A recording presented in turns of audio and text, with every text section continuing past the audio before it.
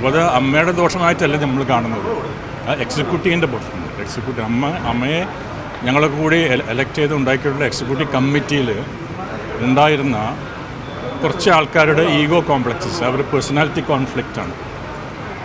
അതിൻ്റെ ചീത്തപ്പേര് വരുന്ന അമ്മയ്ക്കാണത്.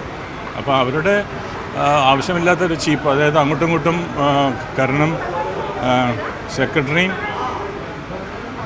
പ്രസിഡൻറ്റും തമ്മിലുള്ള ഇതില്ല, ഒരു അഭിപ്രായ വ്യത്യാസങ്ങൾ, അങ്ങനെയൊക്കെ വരുമ്പോൾ ഒരു സംഘടനയെ സംബന്ധിച്ചിടത്തോളം പ്രശ്നമാകുമല്ലോ. അത് വളരെ ദുഃഖത്തോടു കൂടി ഞങ്ങളൊക്കെ നിസ്സഹായരായിട്ട് നോക്കിയിരിക്കേണ്ട വന്നു.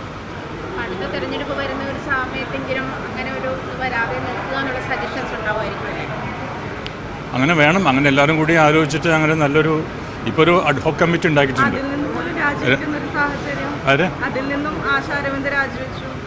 അല്ല, അത് കാര്യമില്ല, ഒരാൾ രാജിവെച്ചുകൊണ്ട് കാര്യമില്ലല്ലോ, അത് എല്ലാ അർത്ഥങ്ങളില്ല. കാരണം അങ്ങനെ ഒരു അഡ്ഹോക് കമ്മിറ്റി വേണമല്ലോ.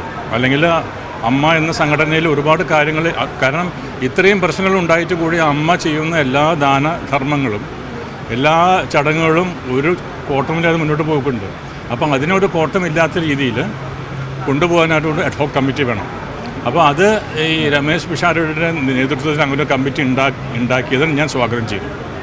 അതിൽ നല്ലതാണ്, കാരണം അമ്മയ്ക്ക് അങ്ങനെ ഒരു ഒരു ഒരു ഒരു ഒരു കമ്മിറ്റി ആവശ്യമുണ്ട്, മനസ്സിലായില്ല. കാരണം വേറൊരു പുതിയ കമ്മിറ്റി, ഒരു പെർമനൻറ്റ് കമ്മിറ്റി ഉണ്ടാകുന്നതിന് മുമ്പായിട്ടുള്ള ഒരു അഡ്ഹോക് കമ്മിറ്റിയാണ്. അപ്പോൾ ഇത് വരുന്നത് വളരെ നല്ലൊരു കാര്യമായിട്ട് എനിക്ക് തോന്നുന്നുണ്ട്. അതും രമേശ് പിഷാരടി പോലെയുള്ള ഒരാൾ വരുമ്പോൾ നമുക്ക് ഒരുപാട് പ്രതീക്ഷകളുണ്ട്. കാരണം അദ്ദേഹത്തിൻ്റെ സ്വഭാവം, അദ്ദേഹത്തിൻ്റെ മിതമായ സംസാരം, വളരെ ഒരു ഒരു ഒരു കൺസ്ട്രെയിൻ്റാണ് അയാൾ. അപ്പോൾ അതുകൊണ്ട് നല്ലൊരു ഇതായിട്ട് പോകുന്നതെന്ന് എനിക്ക് തോന്നുന്നു. ഇത്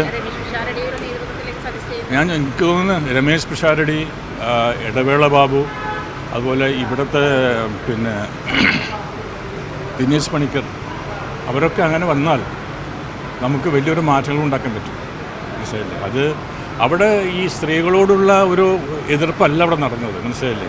അത് ആൾക്കാർ മുഴുവനും പറയുന്നത് അത് സ്ത്രീകളോടല്ല, അല്ലല്ലോ, ഒരിക്കലല്ല.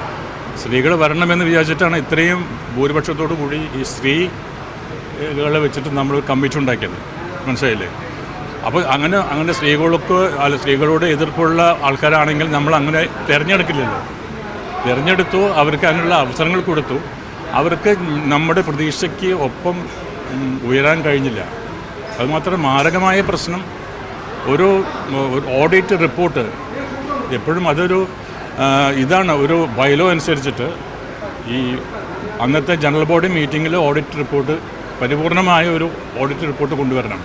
അത് അവർ സാധിച്ചില്ല എന്ന് അവർ തന്നെ സമ്മതിച്ചു, മനസ്സിലായില്ലേ. ഇതിൻ്റെ പ്രസിഡൻറ്റ് വരെ സമ്മതിക്കുന്നു അതിന് ഞങ്ങൾക്ക് പറ്റിയിട്ടില്ല എന്ന് പറയുന്നു. ഇത് ചെയ്ത ഓഡിറ്ററും പറഞ്ഞു ഇത് പൂർണ്ണമല്ല എന്ന് പറയുന്നു. അപ്പോൾ അങ്ങനത്തെ ഒരു ഒരു ചുറ്റുപാടിൽ ഇതിനെ വോട്ട് ചെയ്യണമെന്ന് പറഞ്ഞു.